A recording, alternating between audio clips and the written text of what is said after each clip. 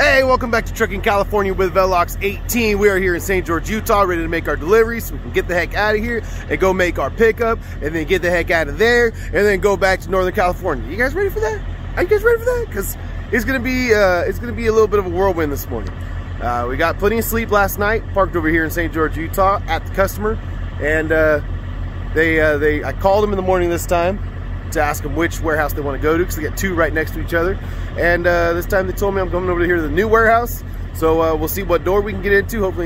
Hopefully, I can say this without tripping over my words. Hopefully we can get unloaded quickly because we got an appointment in Henderson, Nevada to go pick up our next load. And it's going to be a little bit of a tight one if it takes a little while here. So a little bit nervous this morning to see if we can make that pickup. But you know, probably don't need to be. I have a feeling that this is going to be quick, and I'll be able to take a nice leisurely drive to go make my pickup. I'm just prophesying that. We'll see if it comes true. All right, let's go. Let's get in there and check in. You guys get in there and roll the music.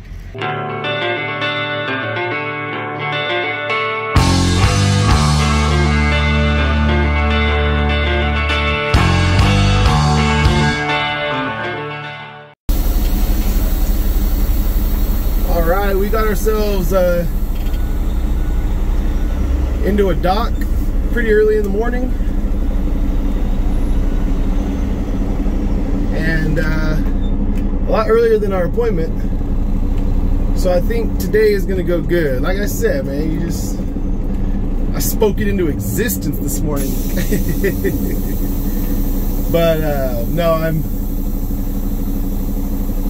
I am getting in a dock about a half hour before my appointment time, so I think that bodes well for the rest of the day.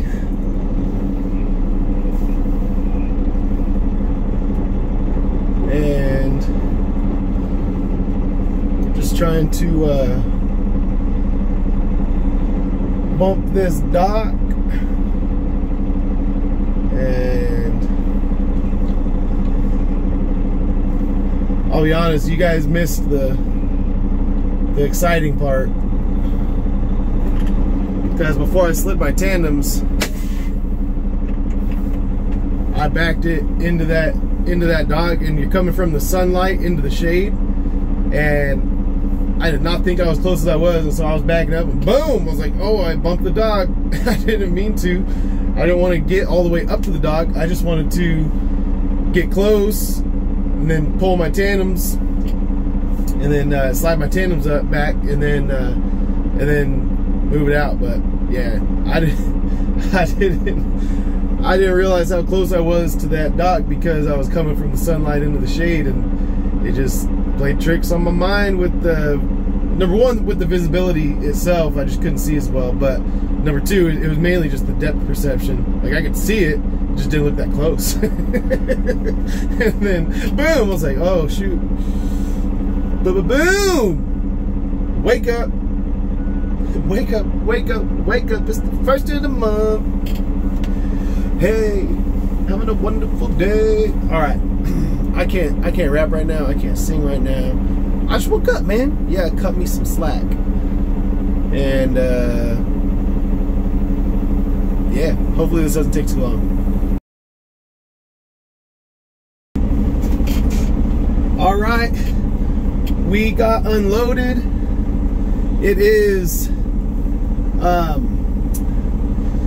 like let's see, 10:48 right now, and so we're trying to get out of here to make our appointment. I gotta run back, close my door, slap my tandems. We gotta do this. All right, so we got our doors closed, our tandem slid, we got our reefer set to -20, and we've got to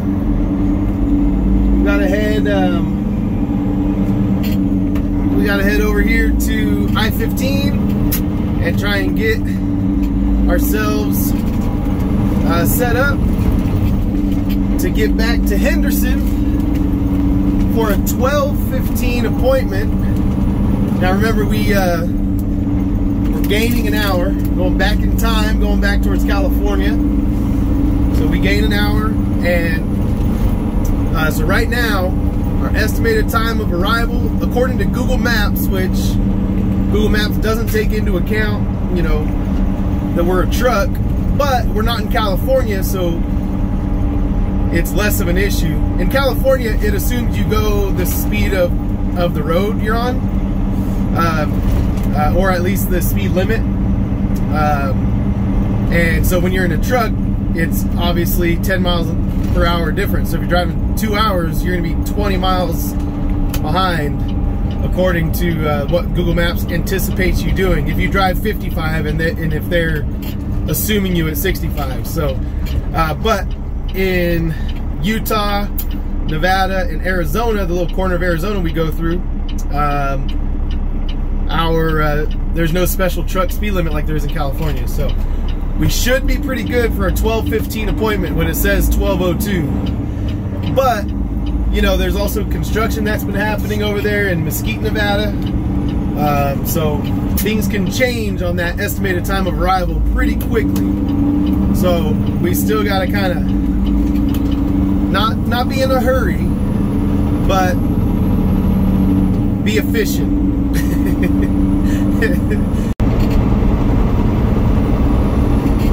Alright, we're trucking our way through the Virgin River Gorge now. Pretty cool stretch of road. It's my go-to now. I remember the first time I came through here, I was like, whoa. It's like we're in Radiator Springs. Feels like Radiator Springs over here. Making good time. ETA is 12:03. So we've got 12 minutes to spare right now. And hopefully that holds true. So we still got 100 miles to go. A little over 100 miles to go. So let's keep on trucking. I'm like wasting time just finding things to talk about, trying to come up with things, because this really is a beautiful stretch of road. I don't mind getting more footage of it. Getting more of this red rock that they carved the road right into the rock. It's kind of cool. Kind of cool.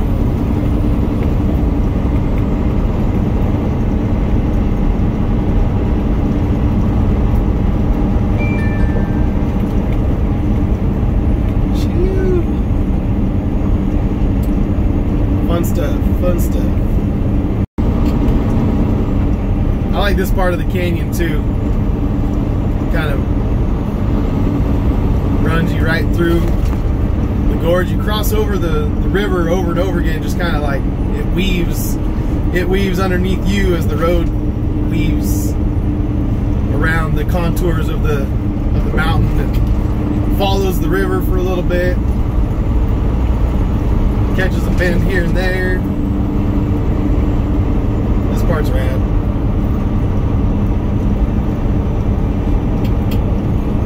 Still have an ETA of 12:03, so we're maintaining the ETA. That's good.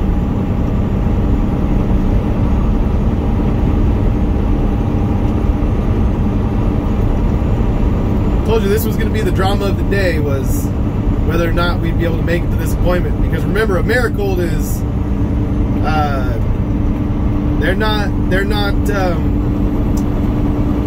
too friendly if you show up late for your appointment. It's I don't mean like, you know, they're mean to you. I mean that they have some pretty strict guidelines, and if you're not there on time, they move on. They leave you behind, and you become a work-in, but not a work-in like, you know, they're like, I don't know. I think they punish you a little bit. Like, oh yeah, you messed up our schedule. Now you're gonna have to just really wait. We'll decide when it's good and convenient for us to get you loaded. I've had them push me on a, I think it was a noon appointment or 12:30 appointment, and I showed up late. I legitimately late. It was one of these same types of things where I needed a load, so I booked it, even though I knew I was kind of going to be pushing it, and then everything went wrong that day, and I wasn't able to make the appointment, and I ended up getting pushed to the evening time. I didn't get loaded until like 8 o'clock. You know, I showed up at like 1 for a 12:30 appointment or 12:15 appointment or something like that, and then they pushed me all the way to the evening time. So, and that's what I don't want to have happen today. And now that you know, now once you learn, you know, that a shipper or a receiver has really strict scheduling, you know, you don't book those loads unless you have to, you know, or unless you're absolutely sure that you can make the appointments. But here we are, we're coming out of the little canyon, the Virgin River Gorge, and now we're just a few miles away from the Nevada line, and then we'll go through, I think it's Littleton, Arizona, and then Mesquite, Nevada, and then we'll make our way over to the Vegas area and cut over in Vegas to get to Henderson. So that's the plan, and I'll catch up with you guys when we get a little closer. All right, it is 12:01. Shoo! Made it. We made it. Right here to Americold in Henderson. We're gonna pull up over here. We're gonna check in, and we're gonna get ourselves. We made it to our appointment, guys. We made it to our appointment. There was another one of these loads, same type of load anyway. That was picking up on Friday, and I was interested in maybe trying to get it, but it had like an 11 appointment or something like that, 11 o'clock appointment. I just thought, man, that's gonna be tough to make. I don't really want to try it, but we'll see. We'll see what happens. All right, I'm gonna get checked in. All right, we got checked in, and they assigned us a door right away. So it's always good when they do that. They said park in front of door 37 and go check in. So that's a good thing. If you're ever here too early for your appointment, or if you're not to temperature, or if they're just busy, they'll put you over here on the right side like these other trucks are, and they'll make you wait over here against the wall until they're ready to put you in the door. So the fact that we got assigned a door already is a good thing, and you know, I guess that's what happens when you're on time. And now it's just a little bit after 1:30, and we are loaded up. I was looking for a load for Friday. I was talking on the phone, and I was ordering some food, and all that happened before I could even update you guys on what was happening. I was loaded and ready to rock and roll. So now I just gotta wait for my food to get here. I gotta wolf that down so we can get on the road and go. I'm gonna go home tonight. I'm excited. Let's go. All right, we got checked out here. While I was checking out, this night guy was trying to park, and my food pulled up. My Uber Eats driver pulled up, so I jumped out, ran over, got my food. So I got myself some food. You guys have seen it before. I'm not gonna bother you with an El Gordo Velox this time. So I'm just giving this guy time to get in. I backed up a little bit from the stop sign so he would, you know, feel comfortable not needing to worry about my truck. And I'm gonna start eating a little bit, but you guys don't need to worry. You guys don't need to see that. You guys don't need to see the carnage. You guys have seen it before. It's like a lion just eating on the gazelle. All right, that's enough. All right, I'll catch up with you guys once we hit the road, Jack. All right, we are loaded up, trucking, checked out, ate a little bit of sandwich. We're good to go. We are good to go. We got about 8 hours of driving left, so let's see if we can do it all in one shift. I'm hoping we can. I think this guy wants to get over. I'll give you room if you put on your blinker. There you go. There you go. Blinger. blinger lets me know that you have intentions of moving over. Just hovering near the front of my truck doesn't tell me anything. And he changes his mind anyway.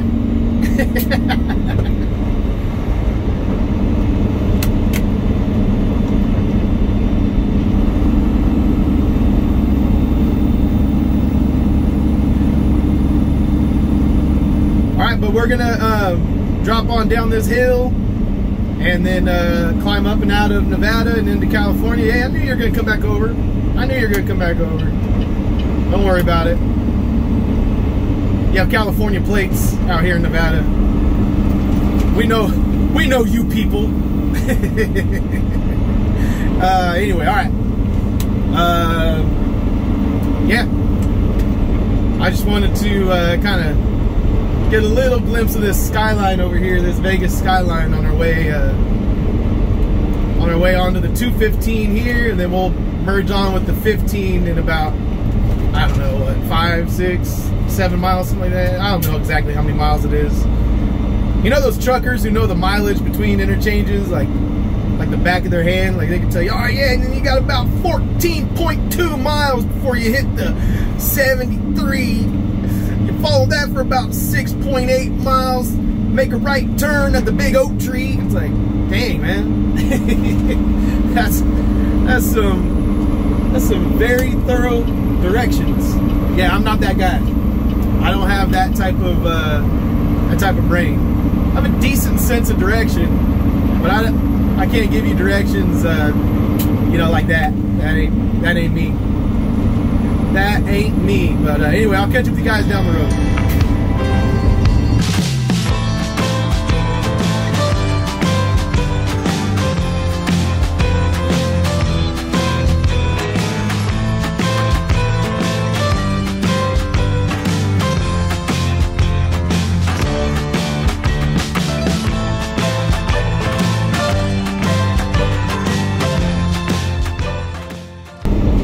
Alright, we stopped and got some fuel back there, and man, it took a little while. There's lines, but the main thing was that I wanted to talk about was, man, it was $5.59 there, which is the same amount that I paid yesterday in California.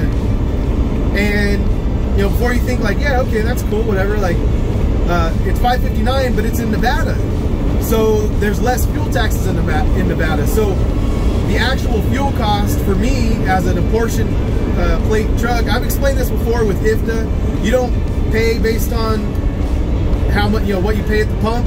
That's not my real fuel tax. I pay according to how many miles I do in each state. So anyway, so kind of expensive fuel is the topic that never dies. But we'll get through the scale right here and the border check, and then we'll keep on trucking.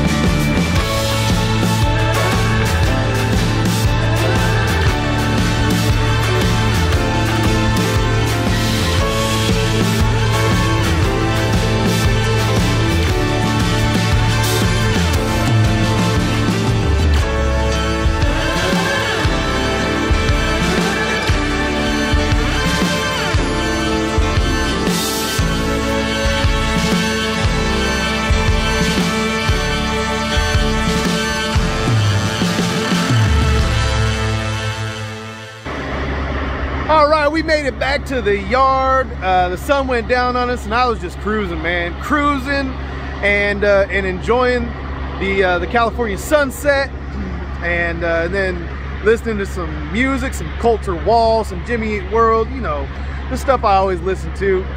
But yeah, I wanted to just close out this video with a little rundown on the mileage. So this load came out of Henderson. It's going to Tracy. It's like 515 loaded miles, something like that. And so the loaded mileage is about $3.77 per mile for the rate per mile, which is not bad. Not bad. I'm happy with that. That gets me, you know, more than I need, $1 more than I need to break even to come back home. So we're looking good on that. But there's always a but, big old but. The Deadhead. Thank you. I was spacing for a second. I know some of you said it. I know some of you said it, and you popped in my brain as you said it, even though I'm recording this in the past and you guys are in the future. It's all confusing. But I know you guys helped me out on that one. The Deadhead from St. George, Utah to Henderson, and then the tomorrow's Deadhead, because we'll deliver in Tracy and then we'll come back to the yard. It basically will total out at like 775 miles or something around there. Okay, so that's going to take our rate per mile down to about 277 a mile. And believe it or not, our break-even point, and it's not a true, like, I don't get that detailed. I just overestimate on a bunch of things, and I don't get like crazy down to the penny, even though it sounds like I'm like super meticulous. It's a general number, all right? But I'm at, I need 276 a mile. I need to average 276 a mile over a week or over a month for me to pay all my bills. So 277 a mile after all the Deadhead involved gets me just above that line. But if you average my load out there and my load back, I'm doing a lot better than that. We just gotta weather the storm and try to get through these slow months and get into the good time. We're gonna have the produce season out of Salinas kicking off next month, or I believe it starts in April. Anyway, this is my first, you know, year of really having this month. I didn't buy the trailer until May last year. I was running power only up until that point, and then I was still doing a lot of like mail loads and power only stuff in June, and so I really didn't like get like the full brunt of like reefer work in the springtime. So I'm excited to see what that's like. But yeah, so we just got to weather this winter time kind of, you know, doldrums, the slow times, and it'll get better, man. It'll get better, and we're doing good right now. I'm happy. We're doing fine. We are doing just fine. A-okay. But all right, that's it. This is where we're gonna cut the video off. Love you guys. Peace out. See you on the next load. How did I mess up my own outro? I do it the same every time. Love you guys. Peace out. See you on the next load.